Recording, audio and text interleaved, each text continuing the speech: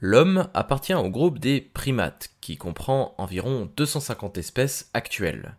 Ce groupe serait apparu il y a 58 millions d'années en Asie. À partir de 55 millions d'années, ils vont se répandre dans tout l'hémisphère nord et se diversifier. Mais leur expansion sera stoppée par un refroidissement mondial il y a environ moins 34 millions d'années. Ce groupe possède plusieurs caractères communs. Le fait d'avoir 4 incisives supérieures. Les primates possèdent également des mains et des pieds avec un pouce opposable, sauf pour le pied de l'homme, la présence d'une barre post-orbitaire qui permet de stabiliser l'œil. Ils possèdent également des griffes plates qu'on appelle des ongles, une vision trichromatique avec 3 cônes et un cerveau plus gros proportionnellement par rapport à la taille du corps. Le groupe des primates comprend celui des strepsirrhiniens. L'avant de la denture présente un peigne dentaire et ces animaux possèdent également une truffe. Ce groupe comprend les lorisiformes avec par exemple le loris grêle ou encore les lémuniformes avec notamment les maquis varii. Son groupe frère est celui des aplorhiniens. La truffe est remplacée par un nez et les vibrisses, les petites moustaches, disparaissent. Le temps de gestation est plus long.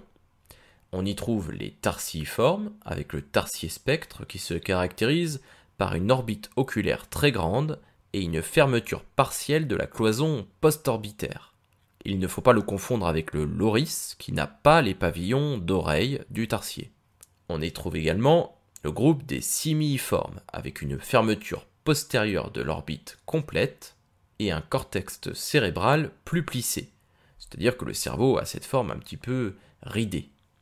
On y trouve les platyrrhiniens, les singes du Nouveau Monde, qui ont une large cloison septale, des narines écartées et ouvertes sur les côtés. Ils ont également une longue queue préhensible qu'ils peuvent utiliser pour grimper aux arbres. On y trouve les ouistiti et les singes araignées.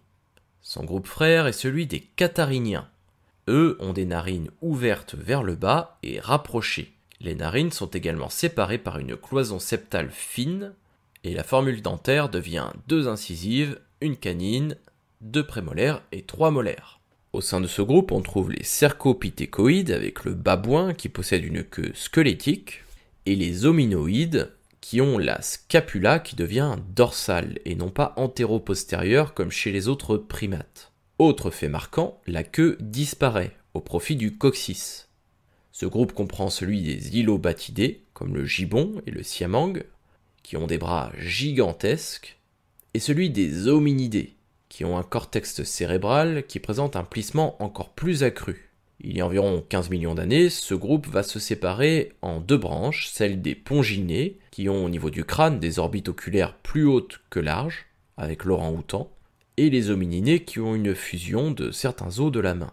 Ce groupe comprend celui des gorillines, avec le gorille, et celui des hominines, où la suture du palais n'est pas visible chez l'adulte. Ce groupe comprend lui-même celui des paninas, dont le chimpanzé et le bonobo actuel, et celui des hominina. Actuellement, nous sommes les seuls représentants du groupe des hominina, mais il n'en a pas toujours été ainsi. Il y avait autrefois plusieurs genres dans ce groupe, comme celui des paranthropes et de nombreuses espèces humaines.